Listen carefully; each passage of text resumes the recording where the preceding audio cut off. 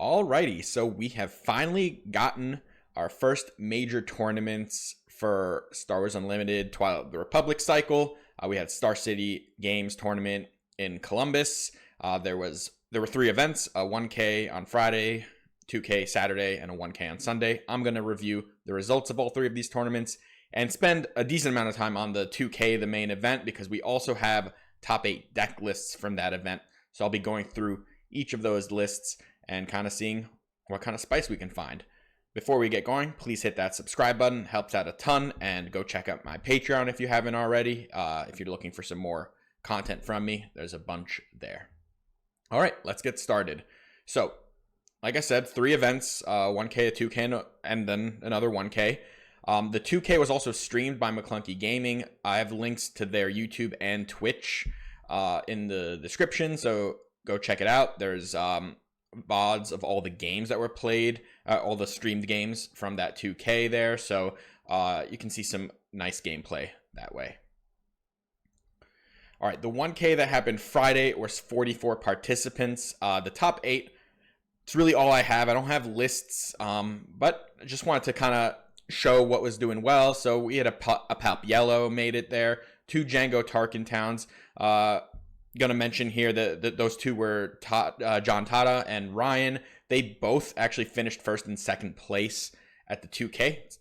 So kind of repeated their success here. There's a Tarkin Blue, a Quinn Green, a Han 2 ECL, an Anakin Blue, and a Qi'ra Green. So, you know, at least currently, it seems like a pretty wide variety of things. We've got some new leaders here. Jango, which made a real big splash at this weekend. Quinlan's another new leader, and Anakin.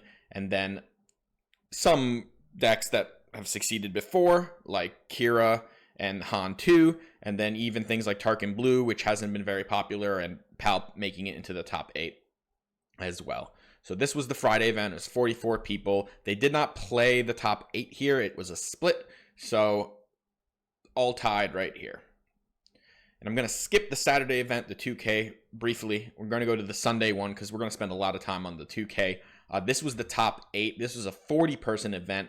This was played out, and first place, the big winner, was Sabine ECL. So, you know, Sabine's still a good deck. I actually expect it would start to get played a little more as time goes on, because I think maybe right now people are more in an experimental phase. Sabine still crushes a bunch of things. It's still incredibly tuned. On top of that, doesn't really play any new cards from Twilight of the Republic. I mean, it can some, but mostly doesn't. It got to beat Palpatine Yellow in the finals. You know, good matchup for Sabine. Third place was Anakin Blue. There's also another one that finished between 5th and 8th. So 2 Anakin Blues here. We saw one before as well. We're going to see one that did well Saturday. So Anakin Blue had like a decent showing. I believe all these top 8s were for the Anakin Blue. I think, well, here there were 2 of them, but in the other 2, I believe it was the same player, Ian. I'm not 100% sure about that, but I believe he top 8'd all 3 of these with Anakin Blue. And then Bosk Yellow in 4th. So a color combination that Bosk does not usually get paired with. It's usually either green or blue. But here we had a yellow. Then 5th through 8th, in no particular order, was the 2nd Anakin Blue. A Yoda made it here. Another Quinlan Green. And a Luke Green. So, like, all 4 of those are kind of like hero mid-rangey. Yoda maybe a little more controlling, but like hero mid-range. And that's kind of exciting to see, because hero mid-range was really kind of the dead archetype for a lot of set 2. I think Boba especially was pushing hero mid-ranges out.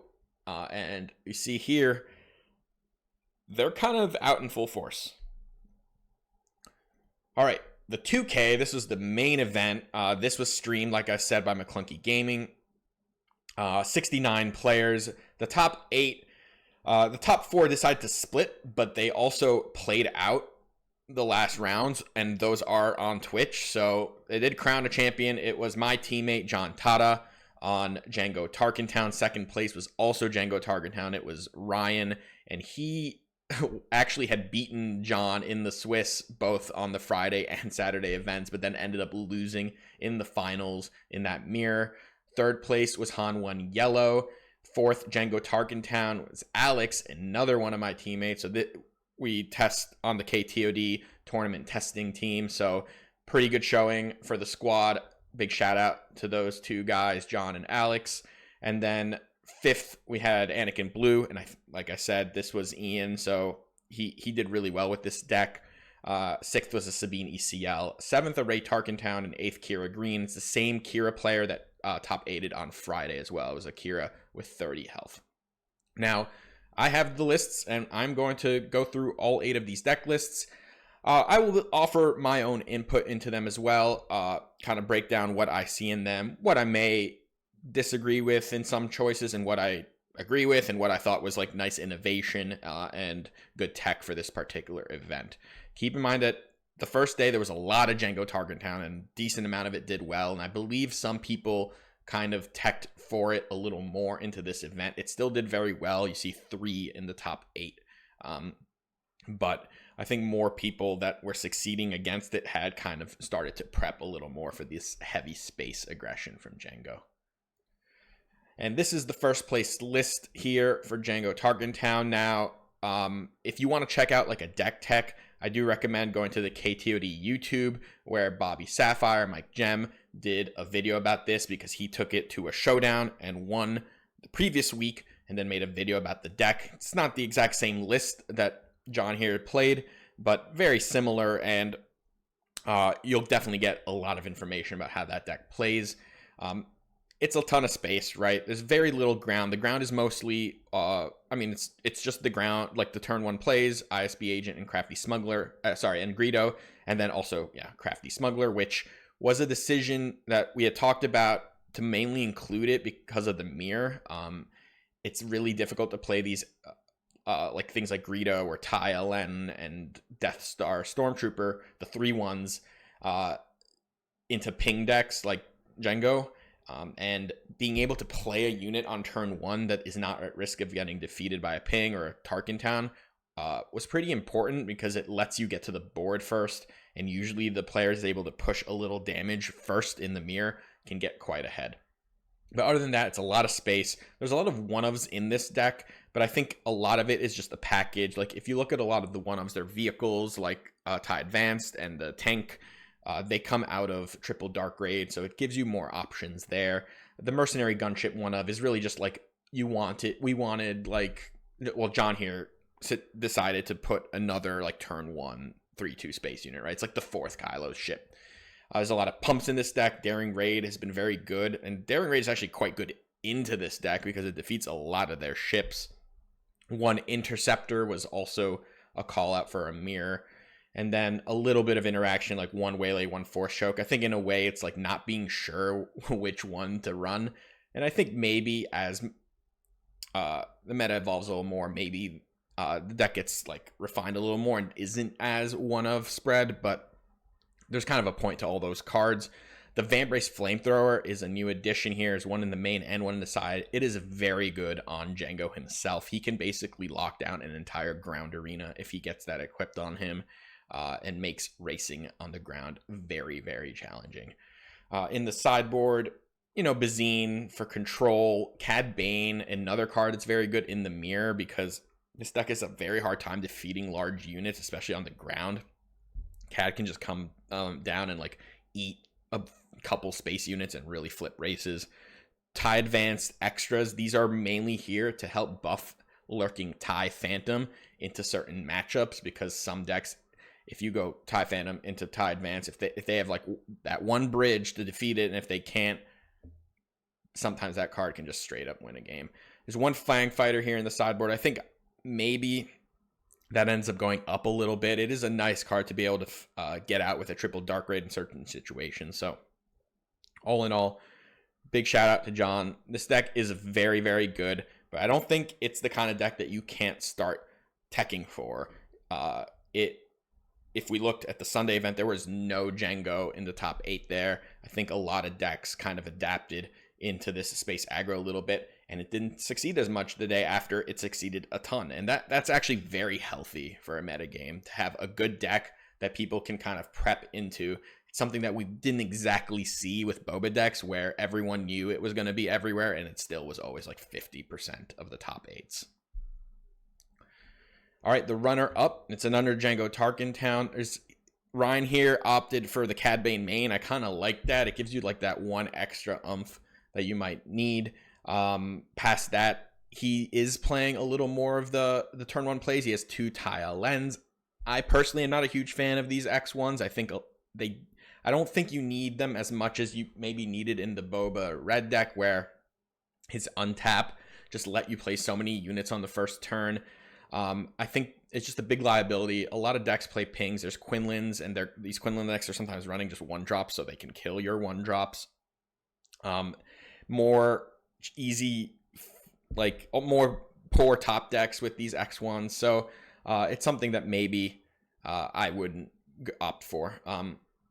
Ryan also has 1 swoop down, which is a cool card to be able to like knock out priority targets. It also just gives Saboteur if you need it. Now, of course, Breaking In does that now too, so not as much needed just to like dodge a Space Sentinel, but being able to come down and nuke something on the ground in when you need it is an interesting choice. In the sideboard, it's mostly the same stuff. We see some Wolves here. You asked Wolf, why not there's a 3/3 Confederate something. I think it's a 3/3 red villain card that makes no bases heal. I think the issue with that card is it's a 3/3 that costs 3, and then like even the best heal card in the game, really, which is Vigilance, can just kill it and then still heal. And Wolf does the effect just on enter, and I think it is likely just a smoother choice if that's the kind of effect you're looking for. Change of Heart is another card here. I think you can bring into like against control decks, maybe in the mirror. But very similar deck.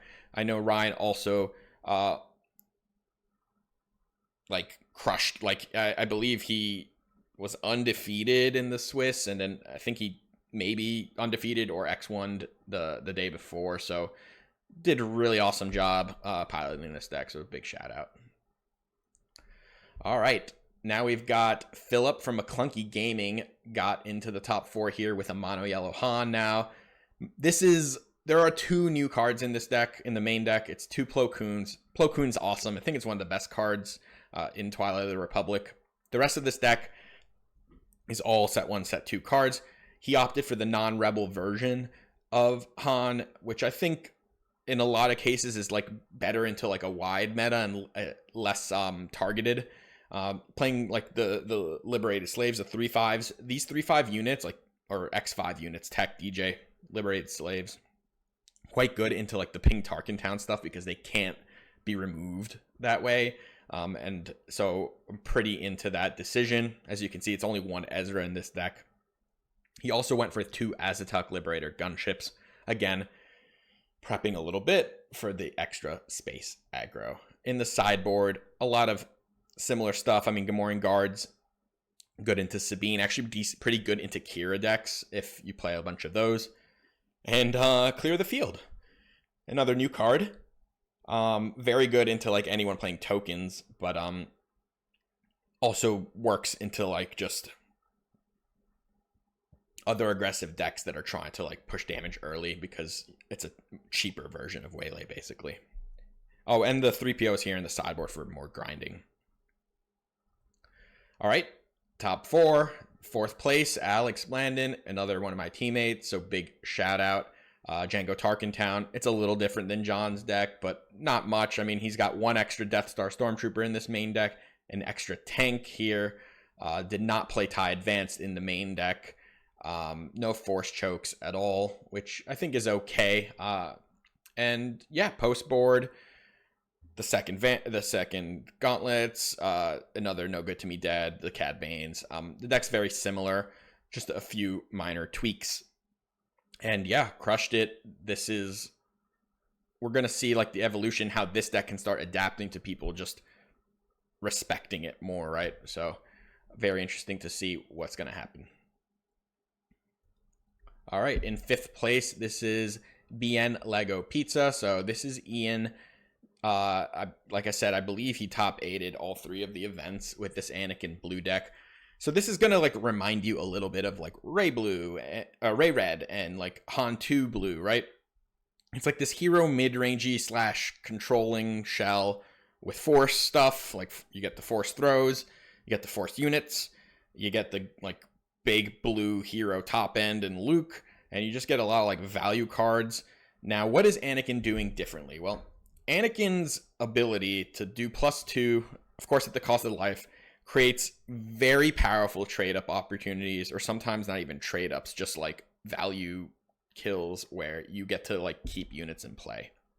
And it's incredibly powerful. It is similar in a way to what Rey is trying to do, right? Which is like pump smaller units to make them more valuable. Anakin does this in a more aggressive way, right? It's much quicker and doesn't cost an action, right? But you hurt yourself. So sometimes there's a tension there, especially when you're playing against aggro decks like Sabine and maybe the Jango deck. But Anakin, once you do all this, then comes out, you just try to kill your opponent really fast with Anakin. And there's some very interesting mechanic here with Jedi Lightsaber and Bravado, because from what I'm gathering, now I have played some of Anakin Blue, and I include some of these cards, but what I'm gathering is that you get the Jedi Lightsaber on this Anakin on his flip, and then he can basically kill any unit in play. And because he has Overwhelm, you're getting a ton of splash damage that way. And even you actually get the extra 2 from Jedi Lightsaber shrinking the unit. Even if the unit dies from Jedi Lightsaber's trigger, it's still the full Overwhelm just happens. And you kill a unit, and because he has Overwhelm, you're not really wasting his damage by attacking a unit, and you're actually triggering the requirement for Bravado, which lets you ready Anakin and then attack again. So you can do 20 damage on that turn just by going flip, lightsaber, kill a small unit, Bravado, attack base, right? And I think in a lot of cases, this is how you're trying to close out games. Of course, you also still just play a pretty powerful mid-rangey hero shell. You've got Obies and Lukes to help close out games. You've got Cassian for some extra reach. You got a decent amount of space units that can chip damage and some good removal. Of course, I still think there might sometimes be tension against Sabine, especially. I think Village Protectors carries a lot on its back in a deck like this because it is such a powerful way to not only protect Anakin, but protect your life in the early game. Because even though you are trying to hurt yourself, you're not trying to like die before Anakin comes out, which can definitely happen into like a Sabine deck.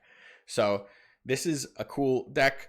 I've been pretty impressed with Anakin myself playing. Like I've liked playing him with yellow and with blue. I've been trying both of these decks out. And although this is not the exact way I've built it, I like a lot of what's happening here. And Razor Crest is another pretty interesting card, especially because playing not only the 3 lightsabers, but the 3 perilous position, which I think is actually probably the thing you're buying back more with this, because lightsabers don't end up in the discard that much, like especially if the whole goal is to like get it on your leader. But the perilous position, being able to like just kill something, end up in the discard, and then you can buy it back is pretty nice. In the sideboard, it got 3 Concord Dawns, a card that maybe needs to be in the main deck if you expect a lot of Jango. Obi-Wan Ether Sprite, pretty beefy space unit. We'll talk about another one in Villain, the Devastating Gunship, but these like 5-cost beefy space units are pretty decent. And although this deck doesn't get to play like Energy Conversion Lab, the Ether Sprite can still kill X2s when it comes into play.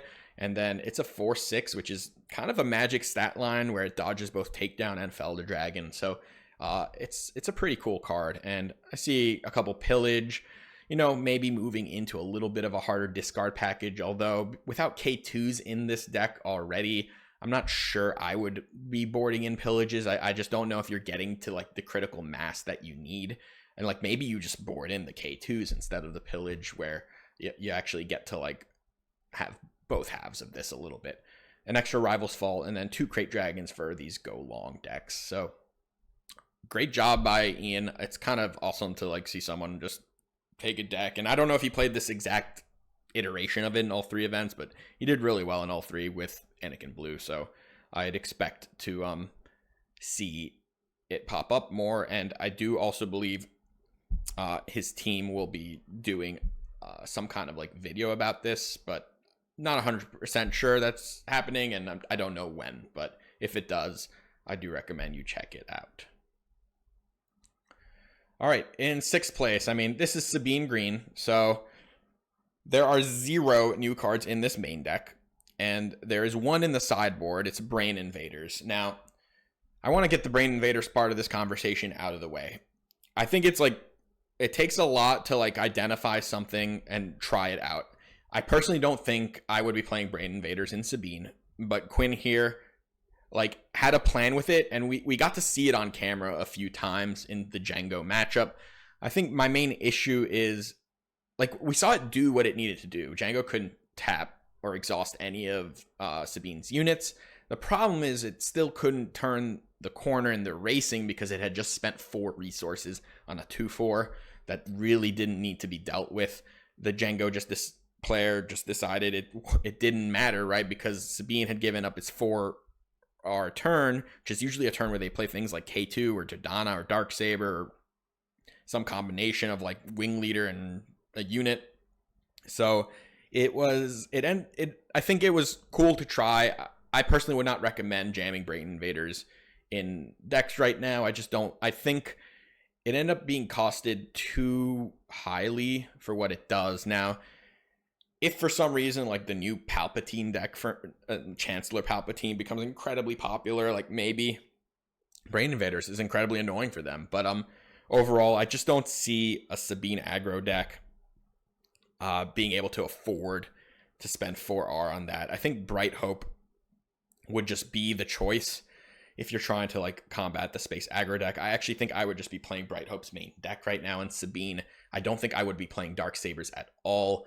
I think especially into Jango, you cannot play Darksaber. Your Sabine just gets exhausted and will never attack. And I think there's also just more upgrade hate kind of floating around. I think we are not in the like jam Darksaber all the time. It's maybe a trim or a sideboard thing, a pivot. But I kind of like Dodana here in the main deck, which is something that was not in all main decks. And I do like Quinn's inclusion of Dodana in this main deck. Of course, Timely Poe Record. This is like the glue. The rest of the deck is like pretty standard stuff. You have to kind of decide like which other 2-drop sometimes you play. Sometimes people opt for the 2/3 with Saboteur, especially if Village Protectors is a common card. Here we have Alliance X-Wing, probably because he just wanted more space presence into the Jango decks. And yeah, past that, I don't have much else to say because, of course, it's a very similar deck to what existed in the previous set. And we just have to make little tweaks. And like I said, I think the Darksaber tweak is something I would make. I'd probably be including Bright Hope's main deck right now. All right, Rey Red. So another deck that finished very strongly at the end of the previous season. And we got some new cards in here. Perilous Position, which I think is a fantastic include in general in blue decks. A lot of Sentinels in this deck. Concord Dawn and System Patrol Craft, as well as Anima Outpost on the ground.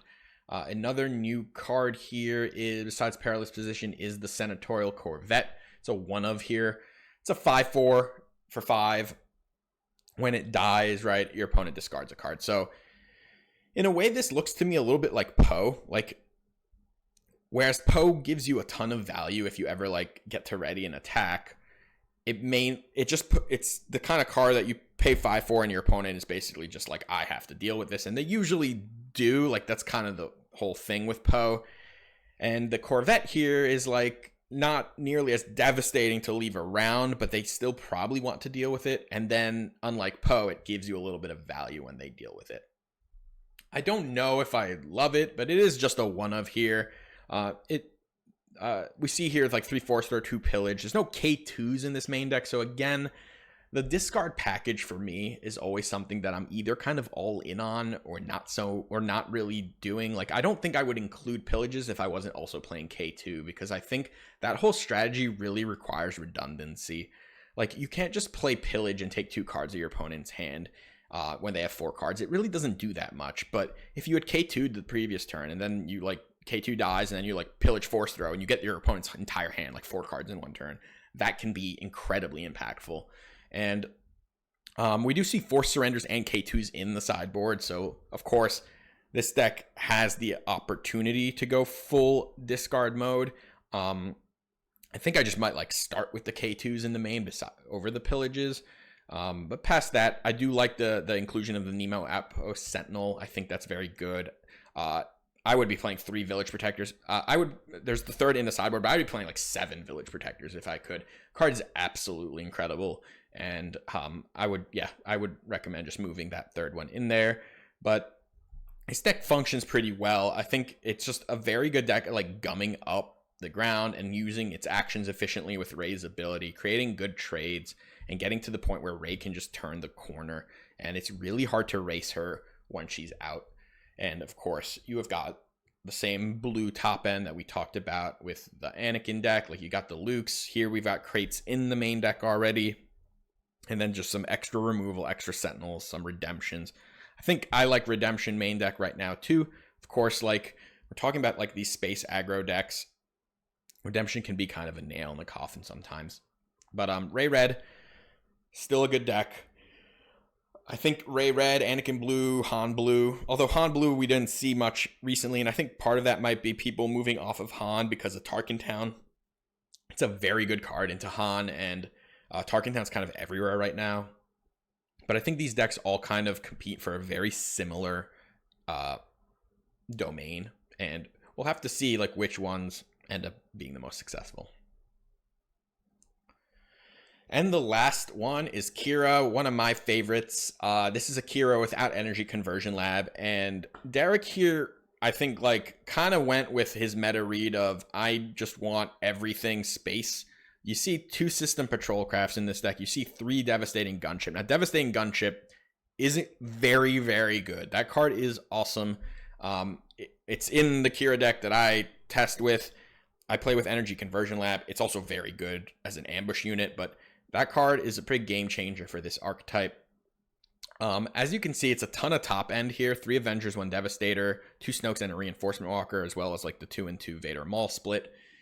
What this deck is kind of lacking in this configuration is like ground warfare. There's not much it's doing. It's got 1 Lone Pike, but there's not much it's doing on the ground. And I think it could be a little bit of a problem. Like, there's no Lieutenant Chelton here, which has been kind of a staple of the Qi'ra with 30 health because it needed like this bridge card because it didn't have Energy Conversion Lab to kind of flip tempo.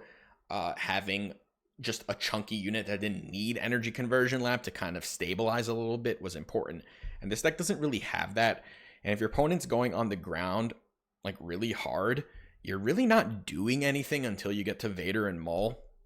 And I think that might be a little bit of a problem with this current configuration. But of course, if there was so much space aggro that I'm sure having much more of a space presence was effective in a lot of matchups. I do sometimes have a little more. I play a lot of Qi'ra, so I have like more things to say about it. 3 top targets, awesome. Always play that in the sideboard. I'm not a big Traitorous fan. I think in many cases, if I was going to play Traitors, I might prefer it in the main deck because I think post-board, people just end up having more upgrade hate. So it can definitely sneak some games out. Like, it's decent at stealing things like Lurking Ties and stuff. But it also sets you, like, it's not always that impactful even when you steal a 3-drop. And the devastating thing that can happen is if, of course, they upgrade removal it and you might lose on the spot. I like 2 Super Laser Blasts. I think in the sideboard, I think into all this like hero mid-rangey stuff, it's very good. 2 Relentless. I play 1 Relentless in a main deck, but I do like 2 in the 60. I currently would be playing 1 instead of Devastator. I think just, although Devastator in more cases is better, Relentless is just so much more important to a very specific matchup, which is into hard control.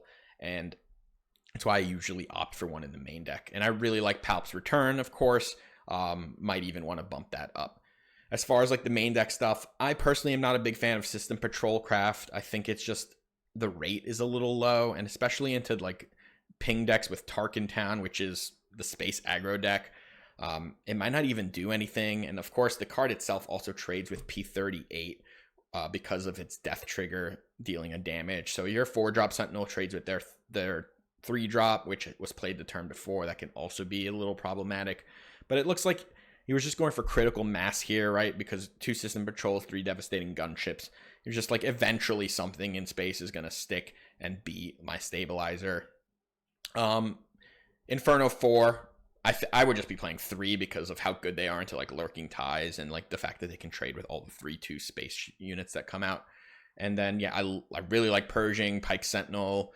I've had poor results with Rune Hako so far, so I went back from Rune Hako personally to the Hylobon Enforcers, but I think Rune Hako deserves a little more vetting. 3 Vigilance in this main deck again. I think he's just trying to drag this game out into any of these like aggressive decks, and Vigilance does let you get there a little more. Yeah, 1 Vanquish is cool instead of 2 Fells, which is what I've usually opted for, and I completely get it because Ruthless Raider can't get Fell the Dragon, and Ruthless Raider is a very popular card right now, and Vanquish is like really the only 1-for-1 answer that you can do for that card, without, of course, something like Overwhelming Barrage or Power of the Dark Side if it's the only unit in play.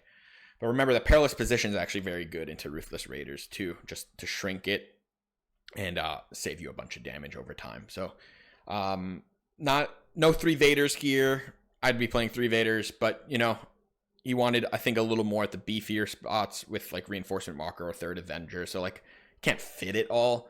It's just where I would probably opt for a little lower on the curve. But hey, this Derrick here went top 8 Friday and Saturday with this deck, so it clearly did what it needed to do in a lot of cases, and I am just giving some feedback based on like my experience playing Qi'ra because I do play with it a lot. All right, that's gonna wrap it. We got 3 tournaments. We got a bunch of different leaders succeeding. We got a new heavy hitter in, I would say, is like the Jango Tarkintown. That's like the newcomer that I think is immediately getting catapulted into like top of the meta status. But I think a lot of these other decks could creep up there, and Jango in no way looks like it's going to be something that's going to be like unbeatable or something. So cool stuff. Let me know what you think of the tournament. Check out the description if you want links to these deck lists. Check out Maclunky Gaming for their streams. And yeah, until next time, take care.